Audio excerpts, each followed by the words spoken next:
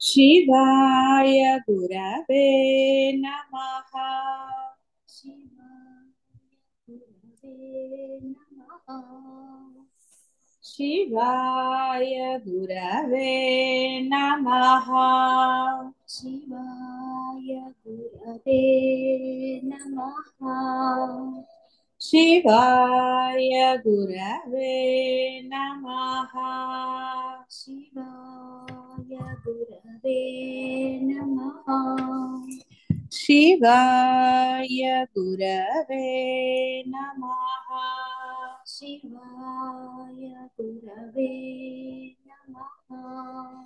शिवाय गुरवे नमः। దేహంతో తాదాత్మ్యం ఉన్నంత కాలం దేహానికి బద్ధులయ్యే ఉంటారు. ఇక్కడ దేహానికి బద్ధులై అంటే అర్థము నేనుతో, ఆ నేనుతో నావి నాదే అని ఇహ వస్తువులనండి సంపాదనండి ఇహ బాహ్యం గురించి చెప్పక్కర్లేదు. కాబట్టి ఈ తాదాత్మ్యత అంటే ఈ నేను భావన లేసమాత్రమైన అని చాలా సార్లు బోధలో జరిగింది. కాబట్టి లేసమాత్రమైన ఎటువంటి భావన ఉండరా. ఏది ఎలా జరుగుతుందో అలా దాన్ని యాక్సెప్ట్ చేసుకుంటూ వెళ్ళటమే సాధకుడి యొక్క అసలైన ధర్మము. భయము లేకుండా అన్నప్పుడు ఒక ధైర్యం ఉండాలి. ఆ ధైర్యం ఉన్నప్పుడు భయం ఉండదు. కాబట్టి ధైర్యం ఏమిటి? నేను పరబ్రహ్మనే అన్న ధైర్యము లేదు.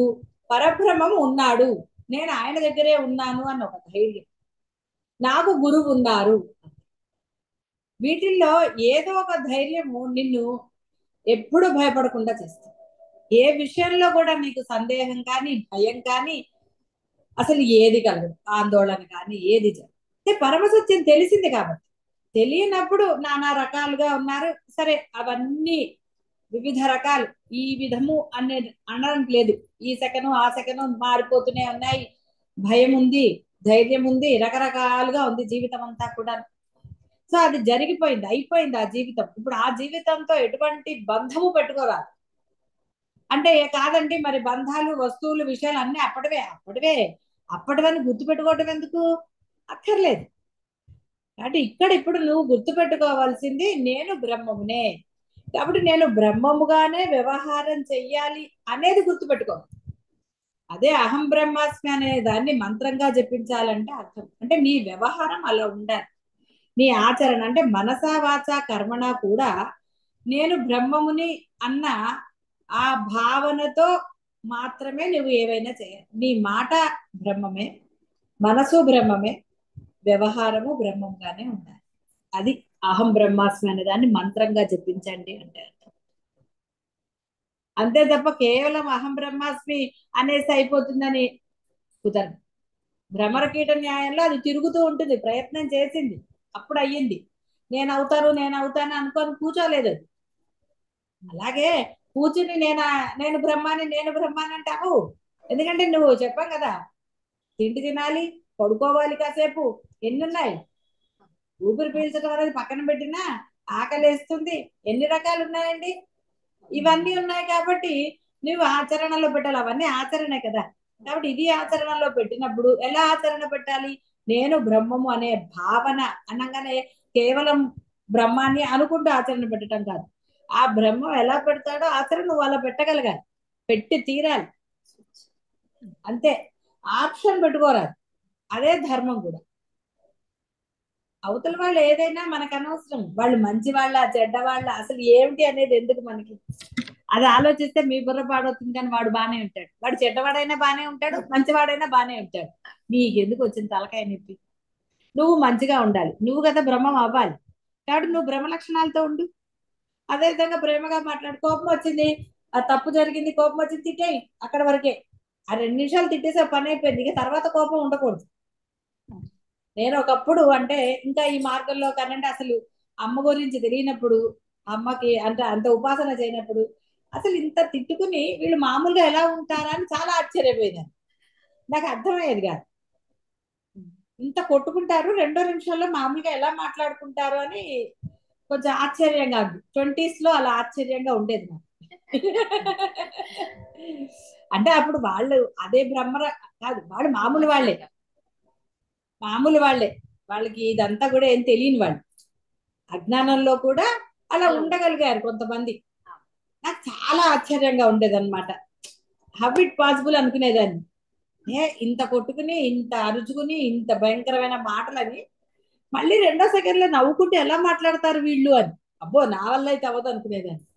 నేను అటు దెబ్బలాళ్ళు ఉన్నాయి, ఇలా చేయలేను, నోరు మూసుకు కూర్చుంటాను, అవతలకు పోతాను అంతే తప్ప ఆ అరుపులు చేత కాదు, మళ్ళీ వెంటనే నవ్వుతూ మాట్లాడటం చేత కాదు అనుకునేదాన్ని. అంటే ఎందుకు అరుపులు అలా. తర్వాత అమ్మ మనకి అలవాటు ఇచ్చింది అనుకోండి, ఆవిడ సహజంగా ఇచ్చింది. అంటే అంత అరుపులు అరవలేండి మరి, అవి అజ్ఞాన పరుపులు అందరికీ తెలిసిందే, అలాంటి అరుపులు ఏం అరవను. అసలు వేరే పదజాలం ఎప్పుడు నేను వాడను అసలు. అప్పుడు వాడలేదు, ఇప్పుడు వాడు. అంటే గొప్ప కోసం అని కాదు, ఎందుకో ఎప్పుడు అవి రాలేదు అమ్మ అనుగ్రహం. కాబట్టి ఇక్కడ అప్పుడు బోధపడింది అయితే ఉండవచ్చు అని. అలా జరిగింది అనమాట. అందుకని కోపం వచ్చినప్పుడు దాచుకోమని చెప్పట్లేదు, పర్వాలేదు. బాధ అనేది దాచుకోవడం కాదు, అసలు బాధపడద్దని. ఓ క్షణికంగా అనిపించినా మళ్ళీ వదిలేసేయండి దాన్ని. అంతేగాని బాధని లోపల ఏది దాచుకోకూడదండి, లోపల పరమాత్మనే దాచుకోవాలి మీరు, బ్రహ్మమునే దాచుకోవాలి. గురువు అంటే గురువుని దాచుకోవాలి కానీ ఇంకేవి దాచకండి. ఏవి దాచుకున్నా మళ్ళీ గోలలే. వాళ్ళని దాచుకుంటేనే మీరు పరమ ప్రశాంతంగా ఉంటారు. మీ లోపల వేరేవన్నీ మీలో కపటత్వాన్ని ఇంకోటో ఇంకోటో చూపిస్తాయి. ఎందుకంటే బ్రహ్మం దగ్గర కపటత్వం లేదు కాబట్టి మీ దగ్గర రాదు, గురువుల దగ్గర కపటత్వం లేదు కాబట్టి మీకు రాదు బయటికి. లోపల ఏదంటే అదే కదా బయటకు వస్తుంది. అందుకని మీరు లోపల ఏది పెట్టుకోకపోతే హాయిగా సహజంగా ఉంటారు, సహజ లక్షణాలు అవే వచ్చేస్తాయి, కష్టపడాల్సిన అవసరమే లేదు. నేను దేహం అనే భావనలో వివేకము విజ్ఞానము పరిపక్వత ఏమీ లేదు. జీవితం శాంతియుతంగా ఉండాలంటే దేహాన్ని వేరుగా సాక్షిగా చూడాలి. మనం అనుకునే ఆత్మజ్ఞానం మన ఆత్మను గురించిన జ్ఞానం కాదు, నిజానికి ఆత్మ అనంతం. దాని గురించి వివరించడానికి అనంతమైన భావనలు చెప్పుకోవటం ఇన్ని రోజులైనా ఎంత చెప్పుకున్నా అయిపోయింది అంటున్నారా? అనంతం, అది అనంతమైన దాన్ని కుదించి కొన్నిగా చెప్పుకుంటున్నాం. ఎంత చెప్పుకున్నా ఇంకా ఉంటూనే ఉంది. ఆచరణలో పెట్టి పొందే వరకు బోధలు ఉంటూనే ఉంటాయి. అన్నిటినీ తెలుసుకోవటం అసంభవం. మనం ఆత్మయే నిలిచి ఉండుట మాత్రమే అసలైనది. ఆత్మ జ్ఞానం అంటే అనాత్మను అనాత్మగా తెలుసుకోవటమే. ఆత్మ ఏది కాదో సంపూర్ణంగా తెలుసుకోవాలి. ఇది దేహంతో మొదలు. ఫస్ట్ నీతోటే మొదలై, అందుకే ఫస్ట్ నిన్ను ఉద్ధరించుకోరా, తర్వాత దేశాన్ని ఉద్ధరించవచ్చు అని చెప్పాను. ఇంకోటిని ఉద్ధరించాలంటే ఫస్ట్ నువ్వు ఉండాలి కదా, నీకు ఉండాలి కదా. కేవలం వాచా వేదాంతంగా చెప్తే నిన్ను చెప్పలేదు పండితుడు చెప్తాడండి. అప్పుడు స్టూడెంట్ ఏం ఆచరిస్తాడు? ఏమో నాకు తెలియదు అయ్యా, అలా 2+2 4 అవుతుంది నాకు తెలియదు అంటే స్టూడెంట్ కూడా డౌట్ వస్తుంది, కాదేమో అనుకుంటాడు. ఇంతేరా అని చెప్పి 2 వేలు పెట్టి ఏదో నానా తిప్పలు పడి ఒక చెప్తే ఒక సూత్రం ప్రకారం నమ్ముతారు, ఎప్పటికీ అదే ఉంటుంది. అంటే ముందు ఉపాధ్యాయుడికి తెలియాలి. ఉపాధ్యాయుడు ఆచరణలో పెట్టిన అద్వైత బోధ అయితే కరెక్ట్ గా వస్తుంది. ఆచరణలోని అద్వైత బోధ ఎలా జరుగుతుందండి? అందుకే బయట ప్రపంచంలో వివేక చూడామణులు ఇలాంటివన్నీ బోధలు జరిగాయి, జరగలేదు అనట్లు ఎంతో మంది మహానుభావులు చెప్పారు, చెప్పలేదు అనట్లేదు. అందరూ ఆచరించిన వాళ్ళ అంటే అది అందరికీ తెలిసిన విషయమే, ప్రత్యేకంగా వాటి గురించి చెప్పక్కర్లేదు. ఎందుకు ఎంతో మంది భాష్యాలు అంటే ఎంతో మంది ఉన్నాయి, అయినా కేవలము శంకరులవే ఎందుకు నిలిచున్నాయి అంటే ఆయన ఆచరణలో చేసి చూపించారు కాబట్టి. అందుకే ఎప్పుడు కూడా చెప్పింది, మీరు అద్వైతంలోనే సిద్ధి పొందాలనుకుంటే అద్వైతంవే చదవండి, అంతే తప్ప వేరేవి చదవటమో వేరేవి చూడటమో వేరేవి వినటమో చేస్తే అడుగు ముందుకు వేయలేరు. 3 దారులు ఉన్నాయనుకోండి, 3 దారులు అరుణాచలమే వెళ్తాయి, కానీ ఏ దారి చక్కగా ఉంది, ఏ దారిలో వెళ్తే శీఘ్రంగా వెళ్తాం అన్నది తెలుసుకున్నవాడు తొందరగా వెళ్తాడు. గతుకుల రోడ్లో వెళ్తే వెళ్తాడండి, ఏనడ్డ విరుగుతుంది. ఇంకో దారి చాలా దూరం, ఎప్పటికి వెళ్తాడు? కానీ మూడిట్లో ఒకటి శ్రేష్టమైనది ఉంటుంది, అనేక మార్గాలు, కానీ శ్రేష్టమైన మార్గం ఏమిటి అనుభవించిన వాడు చెప్తాడు. అనుభవం అంటే ఎవడు వెళ్ళాడో ఆ రూట్ లో వాడైతే చెప్తాడు, ఒరే నేను ఈ రూట్ లో వచ్చాను రా అరుణాచలానికి, బ్రహ్మాండంగా ఉంది అసలు, ఇగో ఈ సమయంలో కల్లా వచ్చేసాను అంటే అప్పుడు అది నువ్వు నమ్మితే నువ్వు కూడా ఆ మార్గంలో ప్రయాణిస్తావు. నమ్మలేదు అనుకోండి నీ ఇష్టం. అలాగే అనుభవించిన గురువు అంటే అనుభవంతో చెప్పే గురువు పదే పదే అదే చెప్తాడు. ఇదే మార్గం శ్రేష్టమైనది, ఎందుకంటే నేను అత్యంత శీఘ్రంగా ఈ యొక్క స్థానాన్ని చేరుకున్నాను కాబట్టి ఇదేరా. ఎన్నో మార్గాలు ఉన్నాయి, అనేకం ఉన్నాయి, కానీ అవన్నీ కూడా ఎప్పటికీ ఇక్కడేమి మనకి వయస్సు 150 ఏళ్ళు అలాంటివి లేవు. 400 ఏళ్ళు వాళ్ళు బతికినట్టుగా రాముల వారు వాళ్ళు అన్నట్టు లేదు ఇక్కడ. అసలు ఎప్పుడో ఏ క్షణం నీకేం తెలుసు, తెలియదు కదా. కాబట్టి ఏ క్షణం తెలిసిందో ఆ క్షణమే నువ్వు దాన్ని పొందేటట్టుగా నీకు సాధన తెలియాలి, మార్గం తెలియాలి.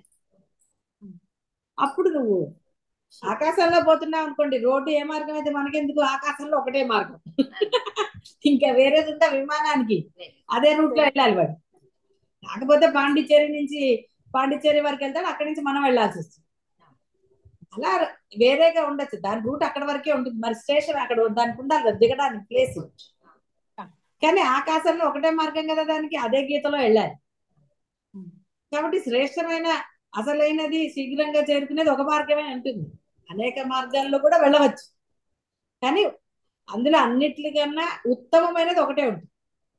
కాబట్టి అది ఎప్పటి నుంచోనే శాస్త్రంలో వేదంలో కలియుగంలో నామస్మరణకు మించింది లేదని ఎప్పుడో చెప్పారు. తరించడానికి కేవలం నామస్మరణ. ఎందుకంటే వీడికి అంత శారీరక శక్తి లేదు, అంత వయ పరిమితి లేదు, వాడి బుద్ధి అంత తొందరగా నిలకడ పొందదు. రకరకాలు ఇటు అడుగేస్తాడు అటు అడుగేస్తాడు, 4 అడుగులు వేసే బాలేదు ఇది వేరేది అంటాడు. అది నచ్చదు వాడికి. అప్పుడు అబ్బో ఇది లేకపోతే నా ప్రాణమే పోతుంది అంటాడు. సరే కదా అని ఇచ్చారనుకోండి, పొందాడు వాడు. తర్వాత వాటి మీద ఇష్టం ఉండదు. ఏది అదేమిటిరా ప్రాణం అన్నావు కదా అని అంటే, అబ్బాయి ఇప్పుడు ప్రాణం వేరే కావాలంటుంది. ఇలా ఉంటుంది వాడు. కాబట్టి దేహము అనాత్మ అని తెలుసుకుంటే చాలు. దేహంతో నేనుతోనే మొదలవ్వాలి, పక్కవాడిని తర్వాత ఉద్ధరించవచ్చు. అందుకే కృష్ణ పరమాత్మ సాక్షాత్ పరమాత్మే ఒక మానవుడిగా అవతారం చెందిన నేను పరమాత్మనే అని చెప్పుకున్నాడు. ఆయన జగద్గురువుగా ఎలా ఆయన వ్యవహారం చేయొచ్చో చూపించాడు గృహస్థంలో ఉండి కూడా. ఇక్కడ అందుకనే ఏది కూడా మీ మార్గాలకి అన్యంగా లేదు. ఆయన నేను పరమాత్మనే అని దిగాడు. దిగినా అన్ని వ్యవహారాలు ఒక గృహస్థుగా మీకు ఎన్ని ఉన్నాయో మీకన్నా ఎక్కువే ఉన్నాయి ఆయనకి. అన్నిటినీ ఆయన ఆచరించి చూపించాడు. ఆయన మరి నువ్వు పరమాత్మవే కదరా, అది చెప్పేది అదే. నువ్వు పరమాత్మవే కాబట్టి ఆ విధంగా నువ్వు ఉండొచ్చు అని. నేను పరమాత్మని కాదండి నేను ఫలానా అని అంటే ఇంకేం ఆచరణ పెడతావు? ఆయన అన్నాడు నేను పరమాత్మనే అన్నాడు, కాబట్టి పరమాత్మ లాగానే వ్యవహారం చేశాడు, ధర్మాలన్నీ చేశాడు. ఆయన పెళ్లిళ్ళు చేసుకున్నాడు, ఆయన అన్ని నిర్వహించాడు. మీరు అంతే కదా, మీరు పరమాత్మగా ఇప్పుడు తెలుసుకున్నారు. కొన్ని తెలుసుకున్న తర్వాత వ్యవహారం చేయండి. ఆయనకున్నన్ని వ్యవహారాలు ఉన్నాయా? మిమ్మల్ని ఆయన యుద్ధం చేయమన్నారండి? కానీ ఆయన చూపించాడు గృహస్థుగా. రాముల వారు కూడా మానవుడుగానే పుట్టాడు. ఆయన నేను పరబ్రహ్మ తెలుసుకున్నాడు. బోధ జరిగిన తర్వాత తెలుసుకుని ఆయన ఆచరణ పెట్టాడు కదా. ఆచరణ పెట్టలేదా? పెట్టాడు. అంటే 2 రకాలుగా చూపించాడు. పరబ్రహ్మం అయ్యాక ఎలా చెయ్యొచ్చు, పరబ్రహ్మం కాకముందు విన్న తర్వాత ఎలా పెట్టచ్చు, అన్ని చూపించాడు. మరి అది తెలిసిన తర్వాత కూడా ఇంకా మనము నేను అన్న ఐడెంటిటీ కోసం తప్పేస్తే ఎలా కుదురుతుంది? కాబట్టి నేనుగా తప్పించకండి, మీ ధర్మంలో మీరు చేసుకోండి. అసలు ముందు మీరు బ్రహ్మం అయితే మీకు అసలు ఎక్కడా కూడా కన్ఫ్యూజన్ ఉండదు. పరమానందంగా ఏదైనా చేస్తారు. ఇది చెయ్యాలా వద్దా అన్న కన్ఫ్యూజన్ ఎక్కడి నుంచి వస్తుంది? దేవుడు కన్ఫ్యూజన్ ఉంటుంది, అప్పుడు కోరిక తీరుద్దామా వద్దా అని. కాబట్టి ఈ పని చెయ్యాలా వద్దా, నిద్రలో కన్ఫ్యూజన్ ఉందా? నిద్రలో కూడా కళలు వస్తాయి, రకరకాల కళలు వస్తాయి. ప్రమోషన్ వచ్చిన కళ వస్తుంది, ఇంకో కళ వస్తుంది, లేకపోతే ఎవరో తిట్టిన రకరకాలుగా వస్తాయి. అక్కడ డిస్కషన్ పెట్టుకున్నారంటే నిద్రలో అసలు డిస్కషన్ లేదు, ఏదో ఒకటే చేస్తారు. వాడిని తిట్టడమో ఇంకోటో ఏదో ఒకటి చేసేస్తారు. కాబట్టి ఇక్కడ ఆత్మ దేహాన్ని ఇది చేయకపోతే ఏ కన్ఫ్యూజన్ లేదు. ఏది ఎలా వచ్చిందో దాన్ని సరే అనండి, ఇష్టం లేకపోతే నో అనండి, సింపుల్. ఎందుకంటే నీకు మనసులో వెంటనే ఒక భావం ఇది అంటే సందేహం బదులు నీకు ఇది రావాలి. Yes or no, simple. ఇప్పుడు ఎవరన్నా చెప్పారనుకోండి, నేను ఫస్ట్ టైం అన్నానన్నా ఇష్టం ఉన్నా లేకపోతే ఎస్ అనండి, అది జరిగినప్పుడు చూద్దాం కదా. ఇప్పుడు నిన్ను అడిగారు, ఇప్పుడు చెప్పు ఎస్ ఆర్, ఆ సమయానికి నీకు ఎస్ అనిపిస్తే ఎస్ అను, లేదు నో అంటే నో అని అయిపోయింది. అంటే ఏ సిచ్యువేషన్ లో ఎలా ఉండాలో తెలియాలి అంటే నీ సాధన బలంగా ఉండాలి. సాధన ఒక స్థాయికి వస్తే అప్పుడు నీకు అర్థమవుతుంది. కాబట్టి అందుకని దీక్షలు తీసుకోండి రా, ఫస్ట్ బాహ్యం వదిలేసి అప్పుడు సిద్ధి పొందుతారు. చాలా సంతోషం. అట్లీస్ట్ ఒక స్థాయికి అయితే వస్తారు కదా. కన్ఫ్యూజన్ ఉండదు అప్పుడు. ఎస్ చెప్పాలా, నో చెప్పాలా, తినాలా వద్దా, వెళ్ళాలా వద్దా, ఎన్ని గోళాలండి బాబు. ఈ గోళాల నుంచి బయటకు వస్తారు. స్వ ఆత్మానం ఆత్మని అవలోక ఎంత తమను తమయందు దర్శించాలి. నాలో నేను నిలిచి ఉంటూ నా గురించి నేను పూర్తిగా తెలుసుకున్నట్టే అసలు ధ్యానం అంటారు. అదే కానీ కాళ్ళు మూసుకుని ఇది చేసేటండి. ధ్యానం గురించి చాలా సార్లు చెప్పాను నేను. నేను అసలైన నేను ఆత్మని, అంతే. ఆత్మగా ఉండమని అదే కదా, అహం బ్రహ్మాస్మి. అదే అసలైనది. ధ్యానం అంటే ఏకాగ్రత, ఏకమైనది. నేను ఏకమైన ఆ పరబ్రహ్మమే, ఏకమైన ఆత్మనే అని తెలుసుకున్న వాడికి ఇంకా ఏమిటండి, ఏం కావాలి? ఇంకా దేని గురించిన తాపత్రయం, దేని గురించిన చింత ఏది ఉండదు. అది ఆత్మజ్ఞానం. సాధారణంగా జనులు మనస్సు అనే అర్థాన్ని ప్రపంచ వైపు తిప్పుతారు. అనగా ప్రాపంచిక విషయాలను గురించే ఆలోచిస్తారు. ఏదన్నా చెప్పండి, బాహ్యమైన విషయాలంటే ఎప్పుడు బాహ్యం. అదే దైవం దగ్గరికి వచ్చినప్పుడు దైవం గురించి ఆలోచించాలి కదా. కాదు, దైవం గురించి చెప్పగానే ఫస్ట్ ప్రాపంచికం ఆలోచిస్తారు. ఎట్లా? అదే బాహ్యమైన వాడి గురించి ఆలోచిస్తారంటే దేవుడి గురించి అప్పుడు. కానీ దేవుడి దగ్గరకు వస్తే కూడా వాడి గురించి ఆలోచిస్తారు. అది విచిత్రం. ఈ బాహ్యం అంతా మీ కోరికలకు అనుగుణంగా ఈ బాహ్యం అంతా అద్వైతం తెలియనప్పుడు సంగతి చెప్తున్నా. మీకు అన్ని ఇచ్చింది ఆయనే కదండి. కార్లు, వేడలు అన్ని మీరు కోరుకున్నవన్నీ పోని ఏదైతే అదైంది ఈయనే ఇచ్చాడు. కానీ ఇక్కడికి వెళ్ళేటప్పుడు ఈయన గురించి ఆలోచించారు. అయ్యో పాపం ఇంట్లో ఒక్కడే ఉంటాడేమో అని ఆలోచించారా? అదే ఎవరో ఇక్కడ రారంటే అయ్యో పాపం వాళ్ళు అక్కడ ఉన్నారండి, వాళ్ళు ఏమైపోతారో అంటారు. ఇంటికి చుట్టాలు వస్తే గుడికి వెళ్ళటం మానేస్తారు. అదేదో చుట్టాలు కూడా తీసుకుని వెళ్ళొచ్చు కదా. పోన్లేండి మీరు వచ్చారా ఇవాళ గుడి మానేద్దాంలేండి అంటే. అంటే ఇవన్నీ మీకు అలవాటైనవే, తెలిసినవే. బాహ్యం గురించి దేవుణ్ణి వదిలేశారు కానీ దేవుని గురించి బాహ్యం వదిలేశారా ఎప్పుడైనా? నేను దీపం పెట్టందే ఇంట్లోంచి కదలనని అనుకున్నారా? నమస్కారం ఒక గంట ముందు లేస్తాను, పూజ చేసుకున్నాకే పెళ్ళైనా పేరంటమైనా అన్నారా? పరమాత్మ విషయంలో ఎప్పుడు నో అను. అది ఏదైనా సరే నువ్వు ముందు వేస్తాను. బాహ్యంలో నీకేమన్నా చెడు జరుగుతుంది కానీ పరమాత్మ దగ్గర చెడు జరుగుతుందా? సరే కలికాలంలో రకరకాలు ఉన్నారు, తల్లులు కూడా ఉన్నారు, కాదనటం లేదు. కానీ నమ్మినన్నాళ్ళు తల్లిదండ్రులు నమ్ముతారా, నమ్మరా?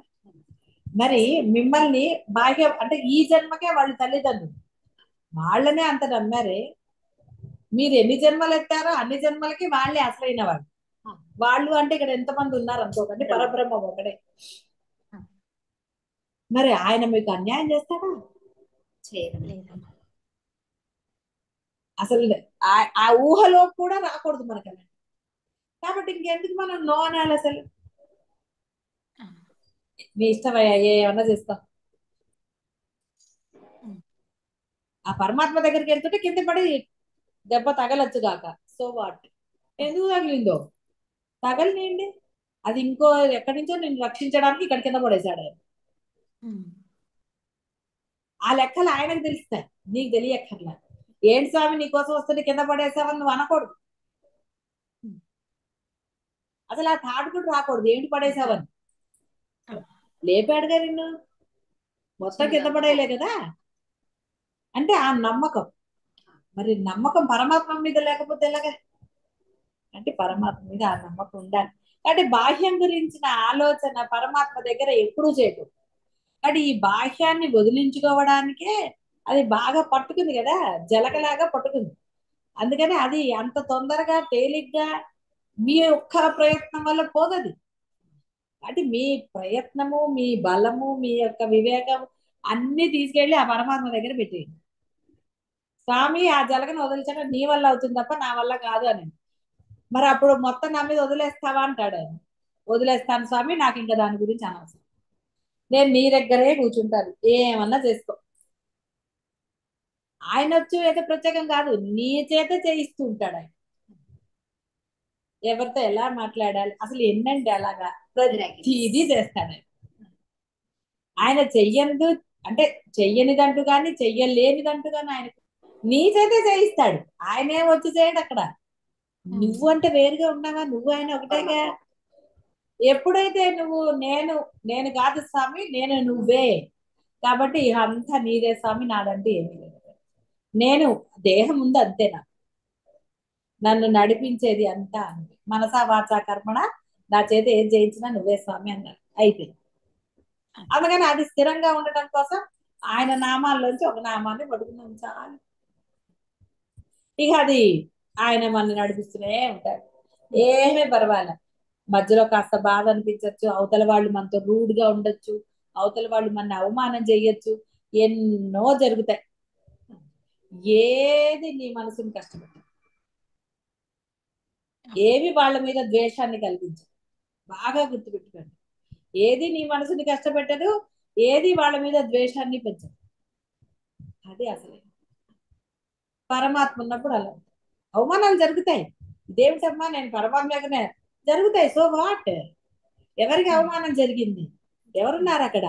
ఎవరూ లేరు. వాడు చేశాడు, ఎందుకంటే వాళ్ళలో జీవుడు ఉన్నాడు, వాడిలో నేను అన్న అహంకారం ఉంది కాబట్టి వాడు చేస్తాడు.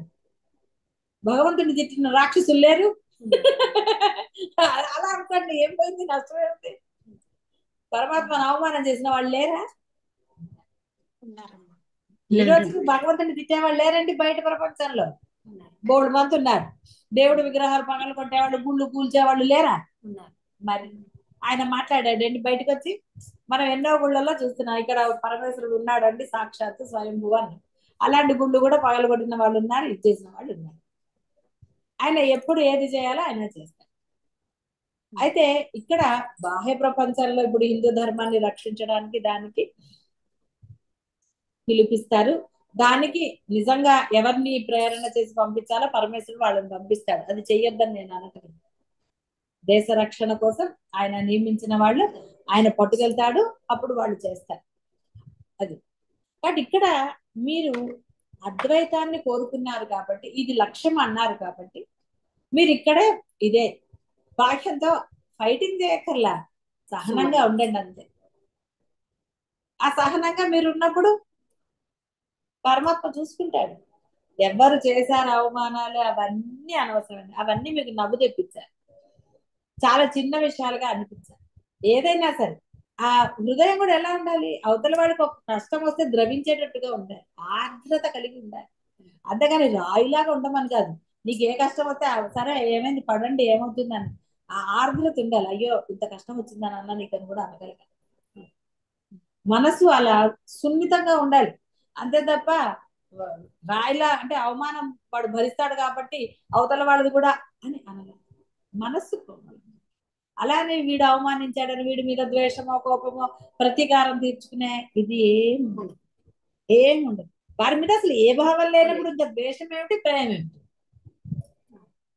ప్రేమగానే ఉంటారు వాళ్ళతో, ఎవరితో అయినా ఒకే విధంగా ఉంటారు. అంతే తప్ప ఇంకొక భావన గాని వారి పట్ల ఇంకొకటి గాని ఏదో వాడిని ఉద్ధరిద్దామన్న ఇది గాని ఏమీ ఉండదు. చెప్తారు నాలుగు మంచి మాటలు, ఇలా ఉండరా అలా. వాడు వింటాడా? సరే వినడు, వదిలేస్తారు. అంతేకాని వాడినే పట్టుకుని వేలాడు, రే బాగుపడరా బాబోయ్, నువ్వు ఎంత చెప్తున్నాను, వీళ్ళందరూ బాగుపడ్డారు నువ్వు బాగుపడవు. ఎందుకంటే ఆయన కృష్ణుడే చెప్పాడు, ఒరే ఒకళ్ళని ఉద్ధరించడా నువ్వు పుట్టలేదురా, నిన్ను నువ్వు ఉద్ధరించుకున్నావు కదా చాలు. నీ చేత ఎవరు ఉద్ధరించబడాలో వాళ్ళు ఉద్ధరించబడతారు. అందరినీ ఉద్ధరించడానికి ఎందుకు నువ్వు నడుం కట్టుకోవాలి చెప్పు? ఏమిటి ఆవశ్యకత ఉందా? అందుకని బోర్డులు పెట్టుకోమన్నారు. నేను చెప్పాను నేను బోర్డు పెట్టనండి, నాకు అలవాటు, నాకు అసలు ఇష్టం లేదు అసలు బోర్డు పెట్టుకోవటం. దేనికి బోర్డు? కాబట్టి పరమాత్మ నిర్ణయం ఎలా ఉంటే అలా జరుగుతుంది, వచ్చేవాళ్ళు వస్తారు. అంతేగాని నువ్వురా నువ్వురా అని పిలుచుకుందామా? ఎందుకు, మనకేం అవసరం? పరమాత్మకు అవసరం ఏంటి? లేదు. కాబట్టి ప్రాపంచిక విషయాల గురించి ఆలోచించాలి. మనస్సు వాటి చుట్టే పరిభ్రమిస్తూ ఉంటుంది. ఇదియే మనస్సు బంధించబడేది. ఇలాగే ఇందుకు విరుద్ధంగా మనస్సును ఆత్మ వైపు అనగా స్వరూపం వైపు తిప్పగలిగితే ప్రాపంచిక బంధం ఏర్పడకపోగా ఆత్మసూర్యుడు పూర్ణంగా ప్రకాశిస్తాడు. ఎంత హాయి మీకు ఇప్పుడు సూర్యుడు ప్రకాశం అంటే ప్రశాంతత. చంద్రుడిది ఒక రకమైన ప్రశాంతత. వెలుతురు వస్తే కూడా మీరు ఊపిరి పీల్చుకోరండి, అమ్మయ్యా సూర్యుడు వచ్చాడు ఎంత హాయిగా ఉంది అని అంటారు. ఆ ప్రశాంతత ఇప్పుడు మీరు ఎప్పుడైతే ఈ సాధనలో కొంత ముందుకు వెళ్ళారో, సాధనే ధ్యేయంగా ఉంటున్నారో, ప్రశాంతత కలుగుతోందా లేదా? ప్రశాంతత అంటే ఆనందం. ఈ బాహ్యమైన వాటిని గుర్తించకుండా ఉండే స్థితికి చేరుతున్నారు కదా, కొన్నిటి నుంచి బయటకు వచ్చారు. ఇంకా ఆ స్థితి కనుక మీరు ఇది చేసుకోగలిగితే ఇంకా అద్భుతంగా ఉంటుంది, ఇంకా పరమానందంగా ఉంటుంది. ఇక అప్పుడు ఈ అవమానాలు మానవమానాలకు అతీతంగా అంటుంటారు. ఆ మానవమానాలకు అతీతంగా ఉండగలుగుతారు. ఎవరి పట్ల ఇంత ముందు ఉన్న అంటే ఎప్పుడన్నా కలగచ్చు వాళ్ళ మీద ద్వేషమో కోపమో, వీళ్ళు ఎలాంటి వాళ్ళు, అది కూడా రాకుండా ఉంటుంది. అలా పూర్ణ బ్రహ్మస్థితి వైపు స్థిరంగా ఉండగలుగుతారు. కాబట్టి ఆత్మసూర్యుడు పూర్ణంగా ప్రకాశించాలి. సాధారణంగా జనులు కళ్ళు తెరిచి కానీ మూసుకొని కానీ ప్రపంచ వస్తువుల గురించి ఆలోచించి చూస్తూ ఉండటం ద్వారా లౌకికంగా ముసలుతూ ఉంటారు. అంటే ఆ వ్యవహారం మనస్సు అనే అర్థాన్ని ఆత్మ వైపు తిప్పమని వేదాంత బోధ. అది ఏ వేదాంతం బోధించే ధ్యానము హఠయోగ ధ్యానము కాదు. హఠయోగాలు అవన్నీ వేరేవి కదా. అందుకని ఇక్కడ ఏమీ లేదు. ఆత్మ వైపు తిప్పటం అంటే నీలో ఉన్న ఆత్మను ఫస్ట్ గుర్తించరా, అంటే నేను బ్రహ్మమునే అని గుర్తించడం. ఆత్మ అంటే లోపల ఏముందండి, ఎముకలు ఇవి కదప్ప. లోపలికి చూడు లోపలికి చూడు అంటే మీకు ఎప్పుడో చెప్పారు, అది అర్థం కాలేదు. ఏమిటి అని ఏమీ లేదు, నేను బ్రహ్మం అని తెలుసుకుంటాను. బాహ్యంలో చూస్తే వాడు వీడు అంటున్నారు కదా, బాహ్యంలో చూస్తే నేను అంటున్నారు, వాడు ఎవడో నేను పేరు పెట్టి పిలుస్తాడు, లేకపోతే బంధం పెట్టి పిలుస్తాడు, ఈ గోళలే కనపడతాయి. కానీ నువ్వు బ్రహ్మం అన్న సగం నీకు ఎలా తెలుస్తుంది? నీకు తెలియదు, బోధ విన్నావు కాబట్టి అమ్మయ్య నేను బ్రహ్మమునే. ఈ పదార్థం ఉన్నది అంటే ఇది బ్రహ్మ పదార్థమే, ఇది కప్పబడింది ఒక దేహం అనే ఒక పేరుతోటి కప్పబడింది దేహముగా, దీన్ని మానవుడు అన్నారు. ఇంకో దేహంతో కప్పబడితే దాన్ని ఇంకో పేర్లతో పిలుస్తారు, పిల్లి కుక్క నక్క ఇవన్నీ ఉన్నాయి కదా. అలా అన్ని రకరకాల దేహాలతో కప్పబడి ఉన్నాయి, ఒక రూపం ఏర్పడింది. ఈ రూపం ఏర్పడడానికి కారణమైన వాడు బ్రహ్మమే. కాబట్టి నేను బ్రహ్మమే, అదే లోపలికి తిప్పటం. స్విచ్ ఒక్కటే కదండి బయటకు కనపడుతుంది, వైర్లు లోపలికి ఉంటాయి కదా, తీసి లోపల పెడితే షాక్ కొడుతుంది. అట్లాంటి పనులు చేయకండి. ఇక్కడ లోపలికి తిప్పడం అంటే మీరు మీ ఆత్మని బ్రహ్మాన్ని చూసుకోమని, అక్కడ షాక్ కొట్టడానికి ఏం లేదు కదా. మీరు కళ్ళు మూసుకుంటే స్కెల్టన్ కనపడితే కళ్ళే మూసుకుంటారు, ఎవరికి స్కెల్టన్ కనపడదు. అందుకని ఇక్కడ చెప్పేది ఏంటంటే ఆత్మ వైపు చూద్దామంటే ఎవరే నీ మూలం అంటే గుండె లోపల ఉందని కదండి చెప్పారు. గుండె కొట్టుకుంటే నువ్వు ఉన్నట్టు కదా, దాన్నే మనసు అన్నారు, గుండెనే ఇది అన్నారు. కాబట్టి లోపలికి అన్నారు. లోపల అంటే అర్థం ఫస్ట్ నువ్వు బ్రహ్మంగా స్థిరపడు. బాహ్యంలో చూసిన వాళ్ళు ఏం స్థిరపడతారండి? బాహ్యంలో ఎప్పుడు బంధాలు గుర్తొస్తాయి, బాధలు గుర్తొస్తాయి, లేదా ఇవి కావాలి అవి కావాలని ఏదో అనిపిస్తూ ఉంటుంది. అందుకని అవరే బాహ్యాన్ని పక్కన పెట్టుకున్నాడు. నువ్వు నేను బ్రహ్మమును అనే భావన ఆచరణతో సహా స్థిరంగా ఏర్పరచుకో ఫస్ట్. అందుకని మామూలుగా ఇంట్లోనే ఉందన్న, బయటికి వెళ్ళకండి. కాబట్టి నువ్వు మనసా వాచా కర్మణ ముందు లోపల లోపల ఏ చెత్త లేకుండా చూసుకో. అప్పుడు చెత్త లేకపోతే వాక్కు బాగుంది, వాక్కు బాగుంటే ఆచరణ బాగుంది. కాబట్టి ముందు మనసు శుభ్రంగా ఉండాలి. మనసు శుభ్రంగా ఉండాలి అంటే అదేదో అవసరంగా ఉండకూడదు. ఎప్పుడు మనసు అలాగే ఉండాలి, ఎప్పుడు నీ ప్రవర్తన ఒకలాగే ఉండాలి. అంతేగాని ఎవరైనా వచ్చినప్పుడు ఒకలాగా, ఎవరు లేకపోతే ఒకలాగా అలా ఉంటే నువ్వేముంటే ఇంకా ఎవరు చెప్పక్కర్లేదు, నీకే తెలుస్తోంది కదా. ఎవరైనా ఉన్నప్పుడు ఒకలాగా, ఎవరు లేనప్పుడు ఇంకోలాగా ఉన్నారనుకోండి, ఇంకా ఎవరో ఎందుకు చెప్పాలండి, నీ బుద్ధి నీకే అర్థమైంది కదా, నీ మనసు నీకు సాక్షిగా లేదు. ఏటా ఇట్లాగే ఉండాలి, ఇదే మంచి పద్ధతి అని అనుకున్నాడు అనుకోండి, ఇంక వాడికి ఏమైనా చెప్పాలా? అసలు చెప్పనే చెప్పకూడదు, అలాంటి దూరంగానే ఉండాలి. ఇప్పుడు నువ్వు చేసేది అధర్మము, నువ్వు చేసేది తప్పని నీకు తెలిసినప్పుడు నిన్ను నువ్వు మార్చుకోవాలి, కానీ ఎవరో ఎందుకు చెప్పాలి? పోనీ వేరే వాళ్ళు చెప్పారు, అప్పుడైనా నువ్వు వినాలి కదా. వినకుండా ఏం కాదు నేను కరెక్ట్ గానే ఉన్నానంటే ఇంక వాడికి చెప్పేది ఏముంది, అనవసరం. కాబట్టి ఇప్పుడు మీకు ఏమిటి తెలిసింది? మీరు బ్రహ్మమే, మీరు అపరిమితమైన వారు, పరిమితికి లోబడిన వారు కాదు.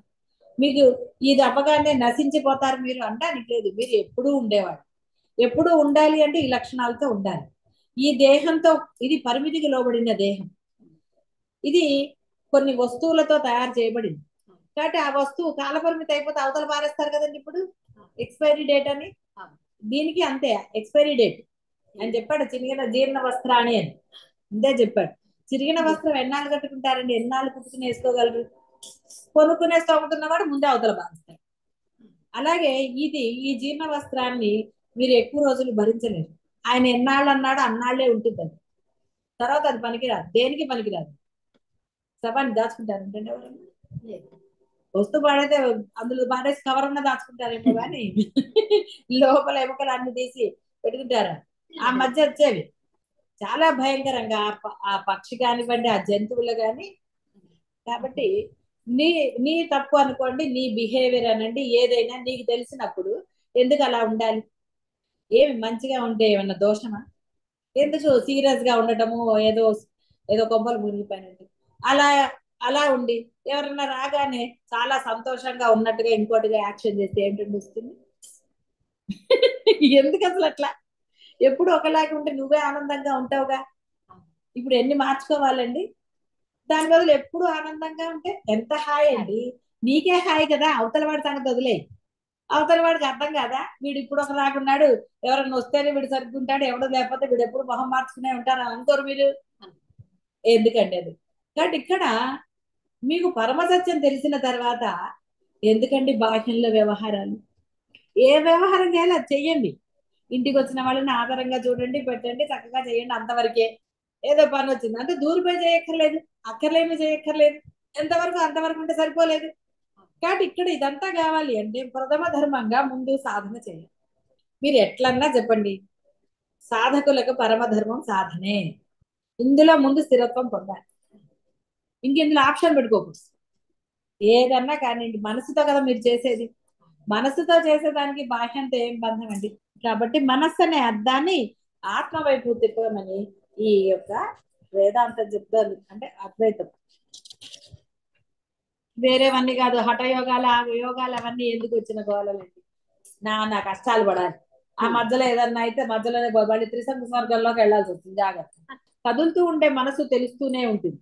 దాని అంతరంలో మరో మనస్సు, నిశ్శబ్దమైన మనస్సు ఉన్నది. ఆ నిశ్శబ్ద మనస్సుని మనం ఆవిష్కరించుకోవాలి. ఆ మనస్సు మన ఎరుకలో ఉండాలి. ఆలోచనల మధ్య వ్యవధిలో ఈ నిశ్శబ్దం ఆవహించి ఉంటుంది. చాలా సార్లు చెప్తున్నాం, ఒక ఆలోచనకు ఒక ఆలోచన మధ్య గ్యాప్. మనం ఒక మాట మాట్లాడి కాస్త ఆగి మళ్ళీ మాట్లాడాం అనుకో, ఆ మధ్యలో గ్యాప్ లో ఏం లేదు కదా. అది అసలు. కాబట్టి ఒక మనస్సు ఉంది, అది ఆలోచిస్తారు.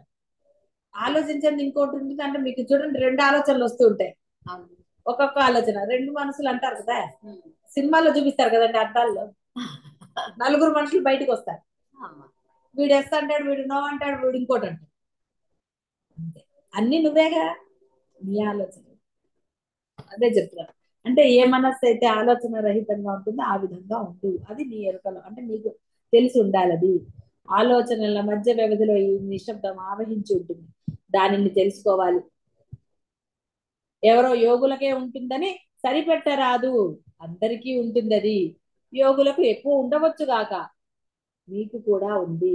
ఆ అంతర నిశ్శబ్దం అవగతం అవుతున్నా కొద్దీ మన స్వరూప జ్ఞానం ఆవిష్కృతం అవుతా సుగమం అవుతుంది. ఆవిష్కృతం అంటే పెరుగుతూ ఉంటుంది, చక్కగా అనుభవంలోకి వస్తుంది. ఎంత ఆనందంగా ఉంది. అనవసరంగా ప్రతిదీ ఇదేంటి అదేంటి అది ఇది అడిగినప్పుడు ఎన్ని తలకాయ నొప్పులండి. కాబట్టి అంతర నిశ్శబ్దం అవగతం అవుతున్నా కొద్దీ మన స్వరూప జ్ఞానం ఆవిష్కృతం అవుట సుగమం అవుతుంది. జీవితం అంతా తీర్థయాత్రలు, యజ్ఞ యాగాది కర్మలు చేస్తూనే ఉన్నా ఏమిటి ప్రయోజనం? అంతం ఎక్కడా? ఏడు లభించిందండి. నిజంగా ఒక బ్రహ్మాండమైన ఆనందమో పరమ ప్రశాంతతో లభించిందా? యజ్ఞం చేసేసంతసేపు కూడా నొప్పులే కదా. కాబట్టి జీవితం అంతా చేయొచ్చు, ఏమిటి పొందారు చెప్పండి? కొన్ని మీలో ఈర్ష్యాసూయాలు తగ్గాయా? మనసు ప్రశాంతంగా ఉందా? నిమ్మళంగా ఉండగలుగుతున్నారా? కుండలిని శక్తి లేవట్లేదా? ఇలా ఎన్నో ప్రశ్నలు మీరు వేసుకోవాలి. అదే అర్జునుడు పాండవులకి ఆయన ఇస్తాడు ఒక దోస పండించి, వాళ్ళు అడుగుతాడు క్షేత్ర దర్శనం చేస్తే మనసు పరిపక్వత ఇది అది ఇది. అందుకని ఒక దోస పండించి పంపిస్తారు. వాళ్ళు వెళ్ళి వచ్చేసరికి దోస పండు ఇదేమిటి ఇలా అయింది, క్షేత్ర దర్శనం చేసింది కదా మరి దోస పండు అది ఎందుకన్నా కుళ్ళిపోయిందని అడిగాడు. నీ మనస్సు అంతే, క్షేత్ర దర్శనం చేస్తే మనసు నీదే కదా. నువ్వు క్షేత్రంలో వేస్తే ఏంటి, గంగలో మునిగితే ఏంటి, ఏదైతే ఏంటి, నువ్వు మార్చుకోవాలనుకుంటే మార్చుకుంటావు. నువ్వు మార్చుకోవాలనుకోకపోతే ఎక్కడ మునిగినా ఒకటే. ఎందుకు వెళ్ళావు? ఏదో కర్మ పోతుందని వెళ్ళావు. కర్మ పోతుందని ఇంకొన్ని కర్మలు తగిలించుకొని వచ్చావు. అక్కడ అక్కడ చేయకూడదు నువ్వు చేస్తే ఏమవుతుంది? కొత్త కర్మలు వస్తాయి. చెయ్యొద్దు అనే చెప్పటం లేదు. ఎలా చెయ్యాలో తెలుసుకుని క్షేత్ర దర్శనం అలా చెయ్యండి. ఎలా గంగలో మునగాలంటే పవిత్ర నదుల్లో స్నానం చేయాలో అలా తెలుసుకుని చెయ్యండి. కర్మలు నశిస్తాయి, నీ మనసు శుద్ధి పొందుతుంది. అది ఆ పవిత్రత ఆ యొక్క పరమశక్తి నదులకి క్షేత్రాలకి ఉన్నాయి, సందేహమేమీ లేదు. కానీ క్షేత్ర దర్శనం ఎలా చేయాలో అలా చేయండి, నదీ స్నానం ఎలా చేయాలో అలా చెయ్యండి. తెలుసుకుని చెయ్యండి. తెలిసిన వాళ్ళని అడగండి, ఎవరో ఒకరిని అడగండి. మీ సొంతవి ఉపయోగించకండి, గూగుల్లో చూసేయకండి. అన్ని గూగుల్లో కరెక్ట్ గా ఉండవు. ఎందుకంటే ఇప్పుడు గూగుల్ పేర్లు వింటున్నాం, అర్థమే కావటం లేదు. అన్నిటికీ శివుడిని ఈశ్వరుని తగిలిచ్చేస్తున్నారు. రావణ అంటే కూడా శివుడు అనేస్తున్నారు. అందుకని గూగుల్ పేర్లు భయం వేస్తుంది.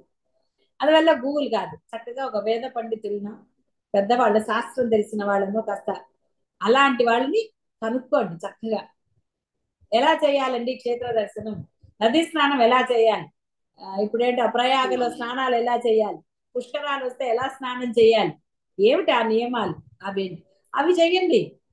మీకు మీరు వదులుచుకోలేని కర్మలు తీసేస్తారు, మీ మనసుని శుద్ధం చేస్తారు. అప్పుడు చక్కగా ఆ యొక్క ఫలితం లభించి తీరుతున్నదిలో సందేహమే లేదు. సందేహం లేదు. అంతటి పవిత్రమైనవే, అంత శక్తి కలిగినవే క్షేత్రాలైనా నదులైనా. కాబట్టి వాటికి అంతం లేదు.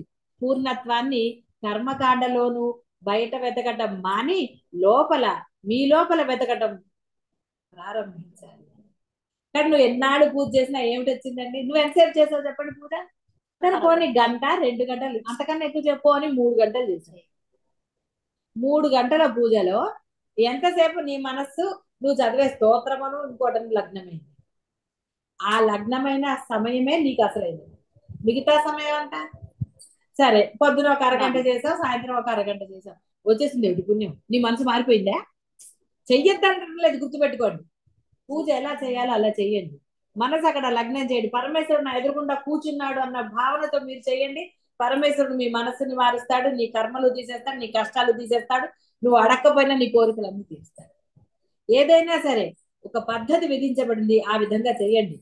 నీకు అక్కడ పరమేశ్వరుడు ఉన్నాడు అన్న ఎరుక నీకు కలగకపోతే నువ్వు చేసేటప్పుడు నువ్వు ఏ స్తోత్రం చదువుతున్నావో ఆ పరమేశ్వరుడైనా అక్కడ ఉండాలి. అంటే విష్ణుమూర్త, వినాయకుడు అదైనా ఉండాలి. లేదా నువ్వు నమ్మినా నీకు ఇష్టమైన పరమాత్మైనా అక్కడ ఉన్నాడు అన్న భావన నీలో స్థిరముగా ఉన్నదా? పూజలు చేయొద్దని నేనేం చెప్పట్లేదు, చక్కగా చేసుకోండి. కానీ ఇలా చేస్తున్నారా? ఇలా చెయ్యనప్పుడు ఆయన ఏమంటున్నాడు? అలా చెయ్యనప్పుడు దానివల్ల నీకు ఫలితం లేదురా, దాని బదులు ఇలా చెయ్యి. అప్పుడు నీ మనసు స్థిరత్వం పొందుతుంది. దీనివల్ల నీకు పరమ శ్రేయస్సు కలుగుతుంది, జీవితం సార్థకం అవుతుంది. ఎస్, నేను పూజలు చేసే ఇక్కడికి వచ్చాను, కానీ ఎలా చేయాలో పూజలు అలా చేశాను కాబట్టి పరమేశ్వరుడు పరమ శ్రేయస్సుని ఆయనంతటా ఆయన ఇచ్చాడండి. శ్రేయస్సు ఉందని నాకు తెలియదు.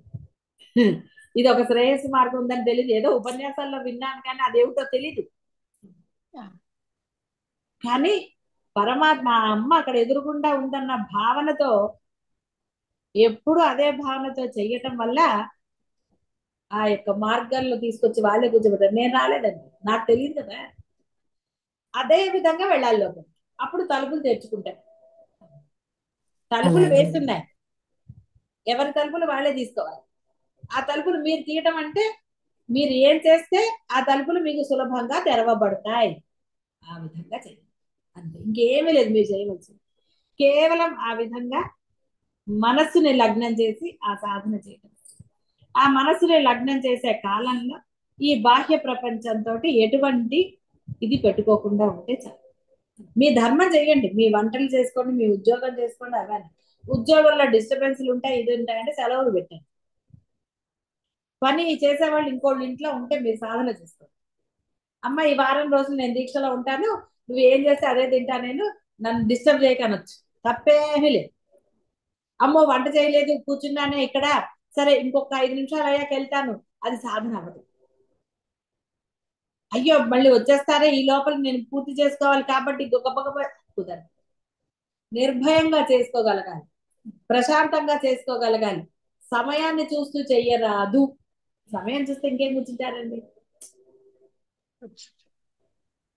అందుకే మీరు ప్రవచనం వినేటప్పుడు మీకు వెనక వైపు పెడతాను నేను క్లాక్. మీకు ముందు వైపు ఉందనుకోండి టింగుని చూస్తారు కదా, మీరు చూసింది నాకు కనపడుతుందా. నేను కొంత సమయం నాకు ఎందుకు చూస్తానంటే పాపం పిల్లల్ని ఎక్కువసేపు కూర్చోబెడతానేమో అన్న ఉద్దేశం ఉంటుంది కాబట్టి చెప్పుకుంటూ పోతే కళ్ళు మూసుకుని చెప్పుకుంటూ పోయాం అనుకోండి టైం చూడకుండా అది గంట ఇస్తుంది, 2 గంటలు అవచ్చు, 3 గంటలు అవచ్చు. కాబట్టి ఇక్కడ ఆ మనస్సుని ఆత్మయందు లగ్నం చేసే సమయంలో ఆత్మయందు ఇతర ఏ విషయాలు ఉండరాదు. అంటే నీ మనస్సు యందు ఏ విషయాలు, కేవలం ఆ యొక్క ఆత్మే ఉండాలి. కాబట్టి ఆత్మే ఉండాలి అంటే నీవు బ్రహ్మాస్త్రాన్ని పట్టుకోవాలి. అలాగే మనసులోకి ఇతర ఆలోచనలు దూరకూడదు, వేరే డిస్టర్బెన్సెస్ ఉండకూడదు అనుకున్నప్పుడు మనం నామాన్నే పట్టుకోవాలి. ఎందుకంటే అదే బ్రహ్మాస్త్రం. మీరు అది బాహ్యంలో మీరు పని చేస్తున్నప్పుడు చేస్తున్న మీ పని చక్కగానే జరుగుతుంది. అదే విధంగా డిస్ట్రాక్షన్ ఉండదు, దిగులు ఉండదు. పూర్ణత్వాన్ని కర్మకాండలలో బయట వెతకటం అని లోపల చూడాలి. కాబట్టి ఇక్కడ కర్మకాండలు మానవని చెప్పటం లేదు, నేను అలా అని చేయమని చెప్పటం లేదు. అది మీ యొక్క సాధన మీద ఆధారపడి ఉంటుంది, మీ కోరికల మీద ఆధారపడి. చాలా సార్లు చెప్పాను, మీకు కోరికలు ఉంటే గనక మీరు దాన్ని తప్పకుండా చేసుకోవాల్సిందే. మాకు ఏ కోరికలు లేవండి, పరమేశ్వరుడు పరమాత్మ మాకు ఏది ప్రసాదిస్తే దాన్నే ప్రసాదంగా స్వీకరిస్తాను తప్ప ఇది కావాలని కానీ ఇది వద్దని కానీ ఏమీ లేదు అన్నారా, మీరు దేని వైపు వెళ్ళక్కర్లేదు.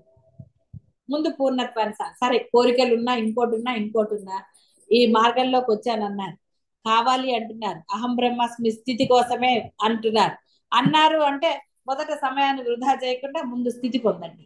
స్థితి పొందేశాక తర్వాత సంగతి ఆలోచిద్దాం, మీ కోరికల ఇంకోట ఏదైనా. కాబట్టి అందరూ కూడా ఆ బాహ్య ప్రపంచం యందు సహజమైన వైరాగ్యాన్ని కలిగి ఉండండి. నేను అన్న భావన ప్రయత్నపూర్వకంగా తగ్గడానికే ఈ సాధనాన్ని లక్ష్యంగా పెట్టుకోవాలి. లక్ష్యం అంటే ఆ నిష్ట లేనిదే సహజత్వం సిద్ధించదు సిద్ధించదు. కాబట్టి ఎటువంటి సందేహాలు ఎటువంటి కష్టము లేకుండా నిష్టలు పెట్టుకోండి, ఇష్టముగా పెట్టుకోండి. శుభం భూయ.